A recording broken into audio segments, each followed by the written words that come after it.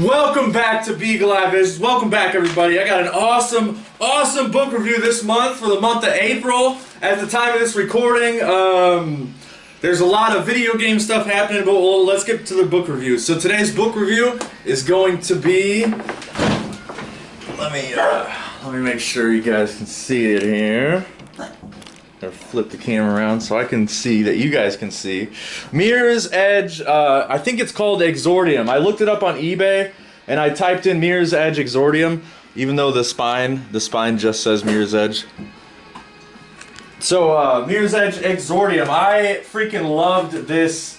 I loved this comic. It was so much fun to read. I blew through it. I read it twice because you can read it and you can read it in a few hours. It's only 147 pages, I believe, and yeah, I just blew through it. I'll probably read it again when I'm not doing a book review sometime this summer, or maybe take it on the train with me when I go visit Matt Bennett. Speaking of Matt Bennett, actually, let me get through the book review first. I'm going too far ahead. So, Mirror's Edge, Exordium. I freaking love Mirror's Edge. I just did a playlist. I made a game. I just got Platinum Mirror's Edge Catalyst on PlayStation 4. Is what it was released on, and it was a lot of fun. You can check it out on the YouTube channel. There's no commercials on this YouTube channel. One of the only YouTube channels with 0 commercials. Okay, so don't forget it. Shout out to the subscribers. In my best educated guess, I would have to say this comic is it came out before the original. Or no, it's the story takes place before the original game that came out in 2008. So this is a prequel because she's still with Mercury.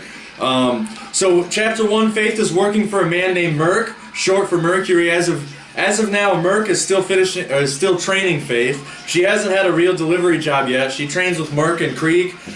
Krieg gets a delivery job, which puts him in dire straits. Faith, while training, sees Krieg in distress and helps him out. A man in a black mask is pointing a gun at Krieg, attempting to rob him while he's on a delivery mission. And Faith saves the day, but sees what is being delivered.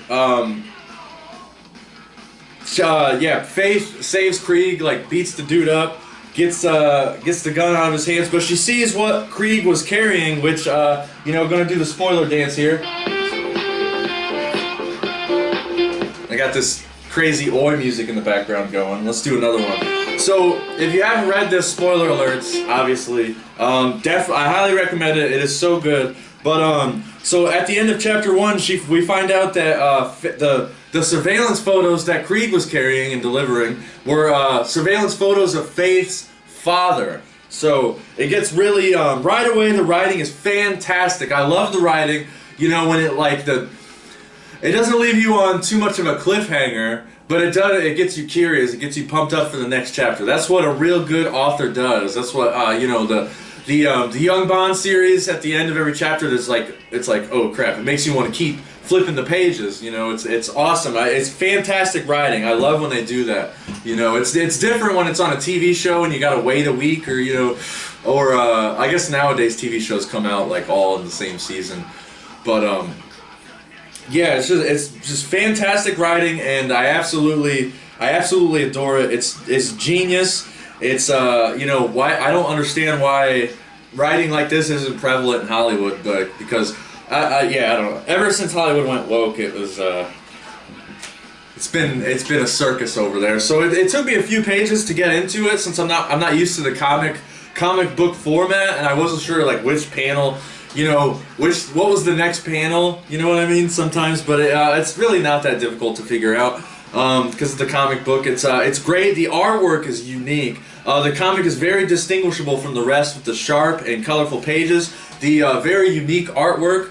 Like if you look at graphic novels or Marvel comics from back in the day, they all kind of like look the same, even if there's different authors. And it's funny in Entourage, he says, I love when Aquaman was written by a woman to get a female perspective. But it's, and yeah, so this is written by a woman. Mirror's Edge is written by a woman, and I love that because Faith is such an excellent embodiment of the sacred feminine.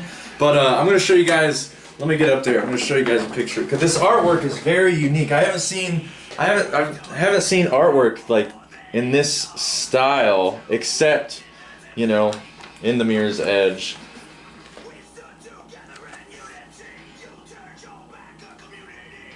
Try to get a thumbnail, leave it there for a little bit. Yeah, it's just fantastic artwork. I love this one. That one's really cool. Like I want to print some of these out and even like put them in my bedroom when I get it set up. I got a lot of work to do this summer. So, and then while I'm over here showing you guys, so I don't know who sent this. I don't know. I have to look it up on eBay who I bought it from. But it came with a little note. It says, Henry, love following your parkour progress. Here's an adventure for you. Love. And then it starts, it's a weird signature. It starts with a P though. It looks like it was Rihanna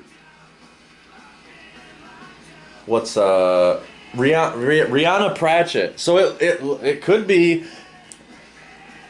I don't know, you guys be the judge. I don't know who wrote it, but yeah, it's awesome. I'll read the back of it too for you guys. So it says, in this city, most people have given up everything. Through the citizenship program, everyone's lives become quietly engineered. From the places they worked, to the cars they drove, to the breakfast cereal they swallowed. Wow.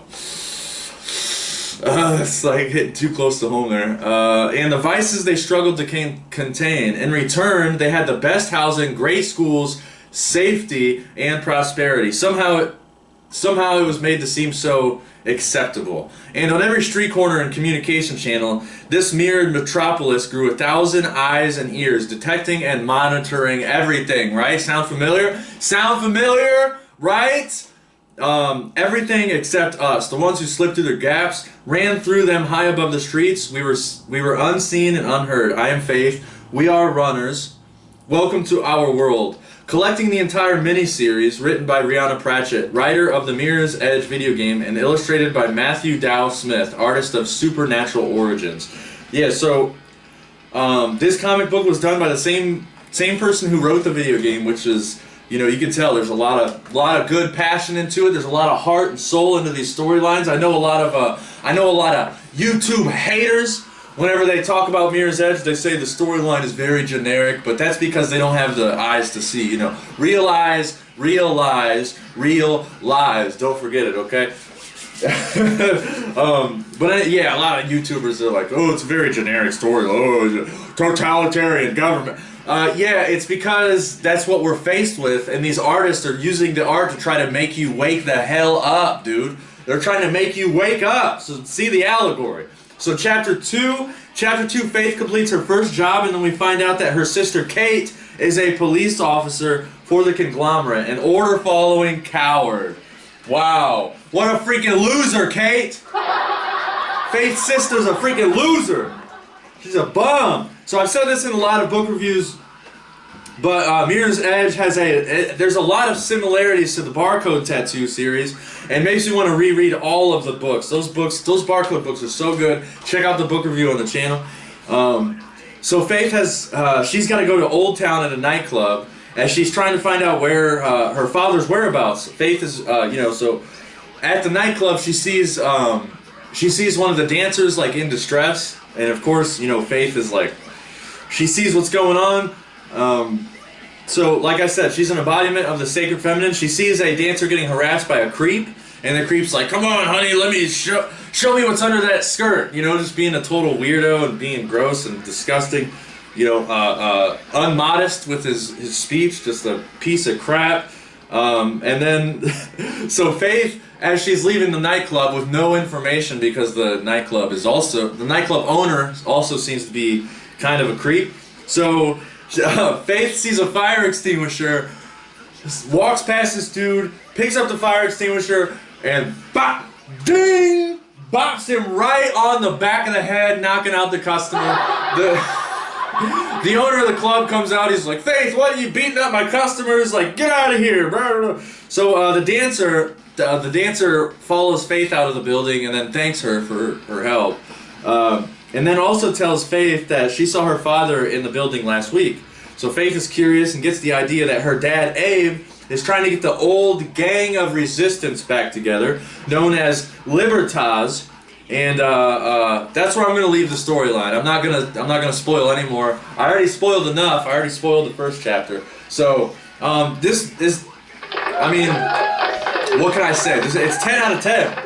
It's a 10 out of 10 writing. The art is fantastic. The color is amazing. It was a very nice change of pace from all of the reading that I've been doing. But so I'm still working on finishing Musical Truth Volume 2. There's still like the last two chapters that I said, if you guys remember, for those of you who watched the last book review for March, there's still 2 more chapters that I'm working on. Every day I go to work, I take it on the bus with me. But then the next book I'm going to do is, I'm going to go get it actually, because it's an awesome book, and I'm excited to talk about it.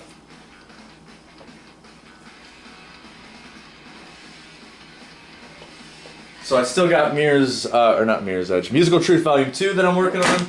And then my very dusty old copy. Holy cow, how many pages is this thing? This is going to be a doozy book review, so I'm really glad I'm getting this one done early. This is 540 pages.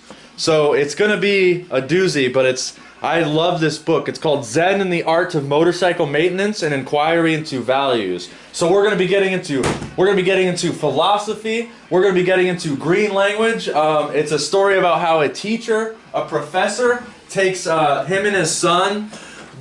They go on a road trip on just a motorcycle. They go a cross-country road trip. They go up to like Colorado in the mountains, and then they come back. And we learn about the father's journey, his experience in public education, being a college professor. So I think we might be able to relate it to the biology of belief because of what happened to Dr. Bruce Lipton and his past. If you guys remember that book review, if you guys are loyal subscribers, watching all these book reviews, I appreciate you guys getting the knowledge. You guys are legends. Hopefully you're actually reading the books. But anyways, so I'm very excited for that. I need to get started immediately because it's going to take me a long time with 500 pages. And I know there's a lot of big words because it's written by a Robert M. Persig. He seems like a good man. Yeah, I'm not going to get into that. I need to stop with that one. So back to Mirror's Edge. Make sure you get the comic. It's I think I got it for $10. $10. That's a coffee at Starbucks. That's a pizza at Domino's. There's no excuse for you to. People need to read books. We need to read books more often. Like, I can't express it enough. I'm gonna say it on every single one of these book reviews this summer. People need to read more books. Put the phone down and pick up a damn book. Man, like Jesus. But anyways.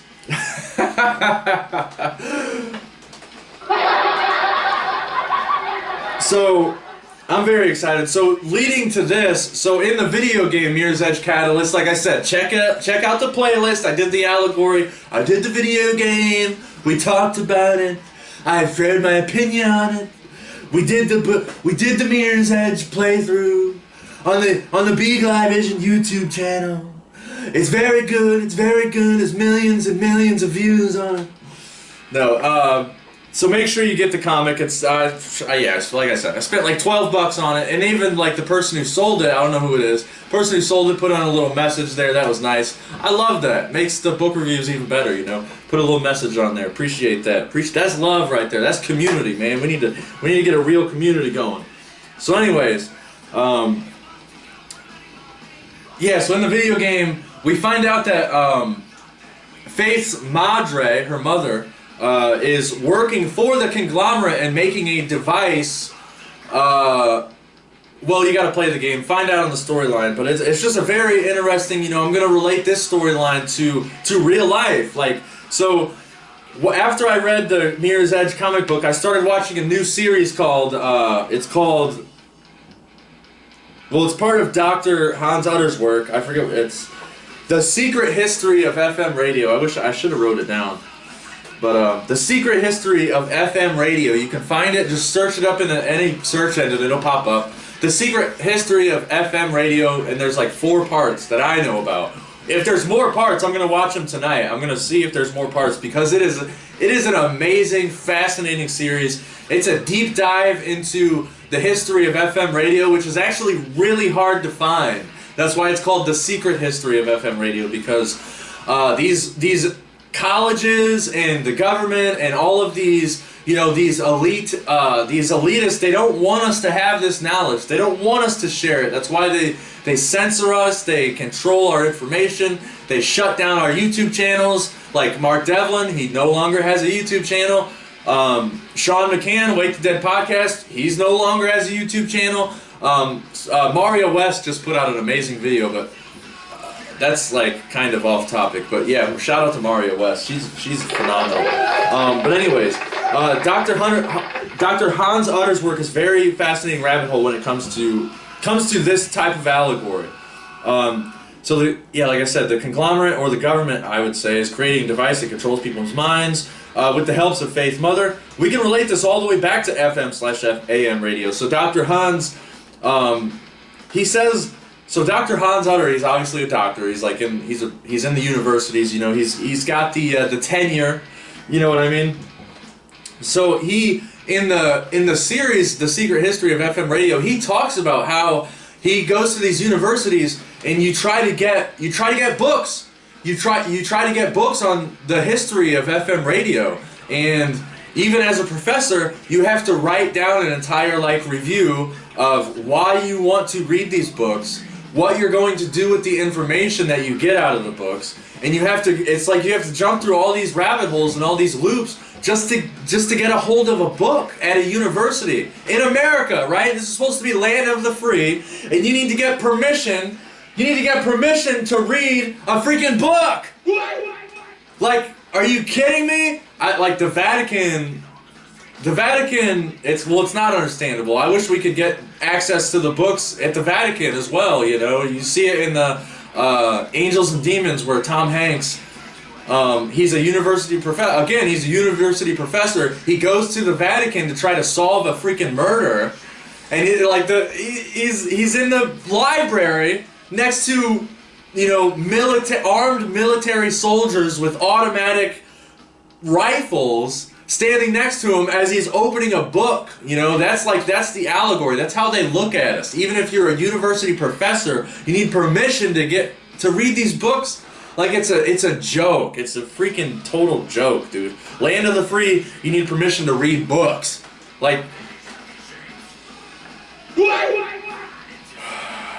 Yeah, land of the free. Whoa. Jesus. Just horrible. It's deplorable. Completely deplorable. So then, you go from... I need to get in my notes here. So you go from radio, evolved to TV, right? From radio to television. So when the radio was before... Where to go? Before the radio was really implemented, I mean, people, families would spend a lot of time together. People would play instruments together. Families would jam together. It was folk music was really popular back, before the radio. And folk music is still, kind of popular in the southern states where back in the day they couldn't get a solid radio connection for a while because the radio towers weren't everywhere. So down in the south, in the Appalachian Mountains, they were still using a lot of folk music, and where's folk music gone today? It's not, look at it now. People still would rather hear a song written by a DJ on a laptop with no instruments, and it's all electronic freaking boopy doop boop boop boop, thunder, show the thunder. That stupid song. What is that? Imagine thunder, lightning, thunder.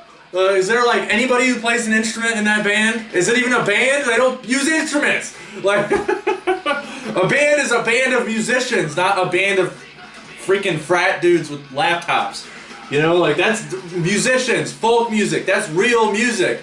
That's pure Americana. It's part of our American history, it's rich history with these folk musics and these folk songs that we pass down from generation to generation to generation, Keep My Skillet Good and Greasy, fantastic folk song. And now we don't have that anymore. We don't have that family dynamic. We don't have that communication with each other. We don't have the, playing music together with each other. And Like, you know, everybody in the family knows how to learn a different instrument. Where, you know, like spoons was, people played spoons back in the day. People played junk. You know, they'd get bored and play with their spoons and make songs. Man, it was beautiful back in the day. But now it's like the family dynamic has been completely torn apart. You know, and I see it everywhere. It's just so disgusting. And then now you got kids with these stupid little fondle slabs. But I'm using my fondle slab for notes for a book review. Okay, so I'm using it right. Okay, so yeah, people had instruments, banjos, washboards, spoons, things like that. The more readily available radios became, and started to take that over. You know, why play music when the radio has perfected, right? That type of mentality. Why should we play music when it's already perfected on the radio? It's perfected, recorded, produced, you know, produced by a sound studio, high quality, hi-fi, you know, RCA. It's and think about the logo of they talk about this on Wake the Dead podcast. Think about the RCA logo. It's a dog.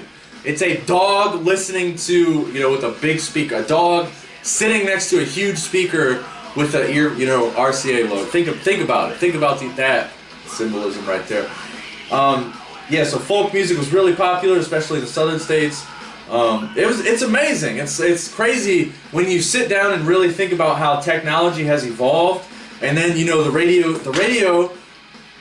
As history goes on, the radio gets replaced with a television, the television, and then, you know, and then the news. What follows that? Everybody's watching the news on the TV instead of clicking on the radio, you know, and then people are reading newspapers, right? Boom, back to reading books. People are reading newspapers less, and then the population of the people, of the American people, just get more and more degenerated, more and more degeneracy because people aren't reading books, right? They're sitting in front of the TV all day, watching all these rituals, you know, like, and then, like, JFK, right? The JFK assassination was on TV back in those days. Everybody was watching that dude's head explode on TV. That's a traumatizing event, bro. And people are putting their kids, right? Putting their kids in front of the TV. Watch this guy's head explode on the news.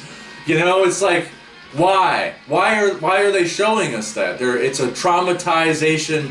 It's a trauma ritual, right? I mean, I'm probably looking too far into it, as stupid people on the internet would say, but, you know, we have to, this is why we got to study these things, man. We got to stay awake. We got to pay attention. This is, you know, and like the same thing with 9/11. Same thing. I was in public education when they put the image of the towers, the plane crashing into the towers. They replayed it like all day. You'd see, flip the news. Every news channel was showing that image. The plane hitting the buildings, plane hitting the buildings, plane hitting the buildings. Terrorism, terrorism, terrorism, terrorism, you know, fear, fear, fear. It's just, that's how, and then, you know, complete degeneracy, and then that's why in 2025 you got people like, can't even, people got like scoliosis because they can't look up from their phones, you know, like, think about it, people, think about it, man. It's like, you know, just sit down, read a book, contemplate the history, you know, think about this stuff. It's really interesting when you sit down and think about it. So, yeah, technology evolved, people stopped reading the newspaper, and then the news goes on the TV, and then think about the news, right? The letters of the news. North, east, west, south. It's an acronym of a compass, because the news takes your mind in all different directions, right? It's like, here's a murder, here's puppies, who wants this dog? You know, like, it's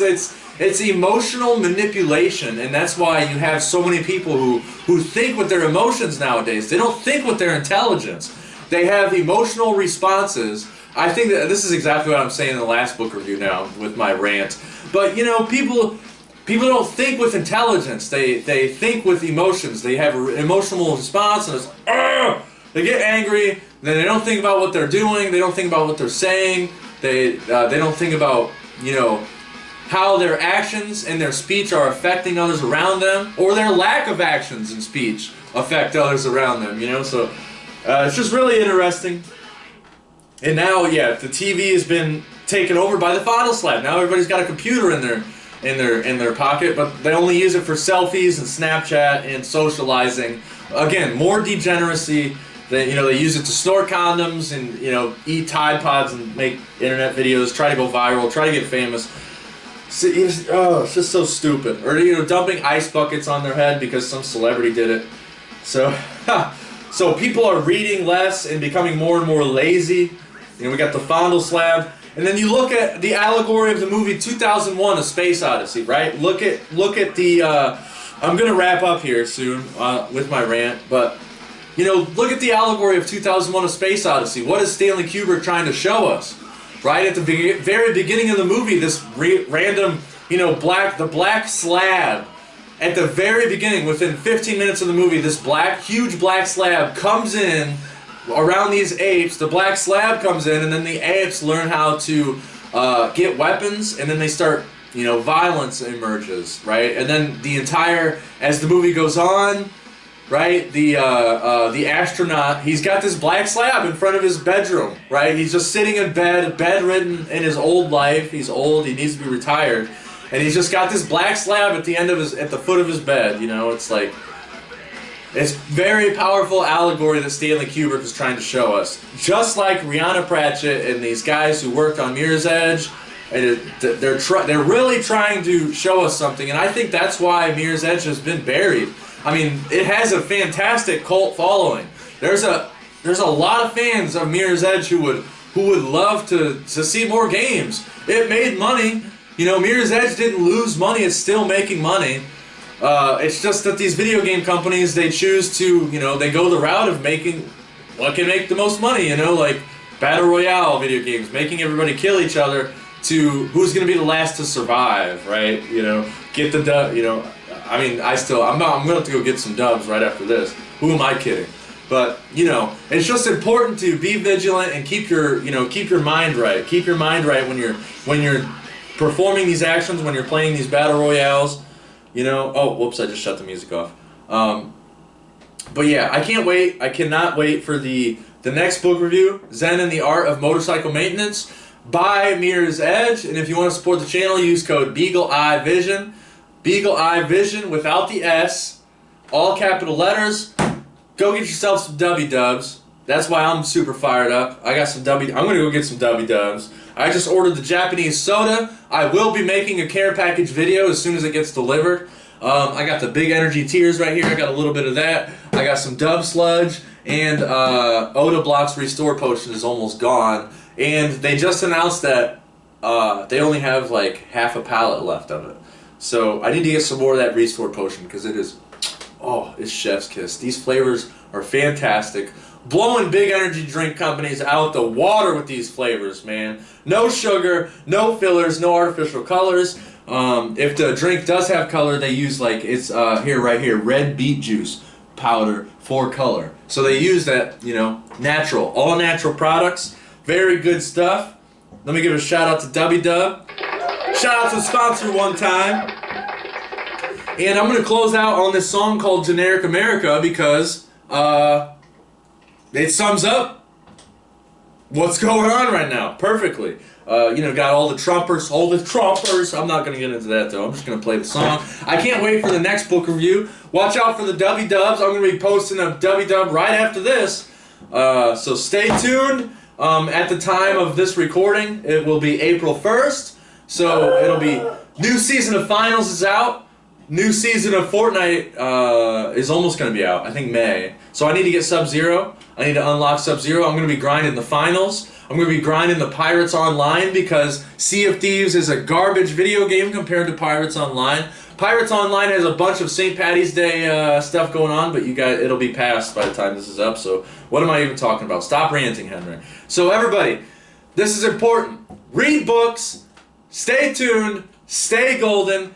Like I said, you know how to support the channel, or you could even use Cash App, Beagle Eye, find the logo, give me some money because this channel desperately needs more money. I just started work. I'm behind. I owe my mom money because I spent over $400 to get back to Indiana, so to rent a vehicle.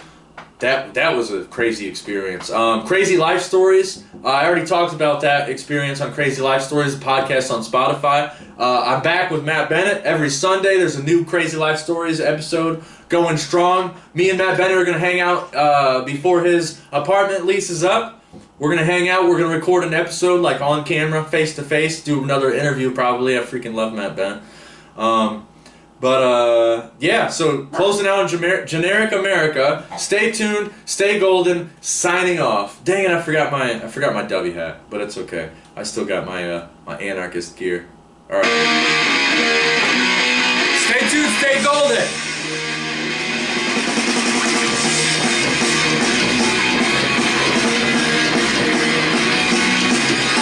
It's many those you meet, at work you run the street. Everybody's looking the same, no longer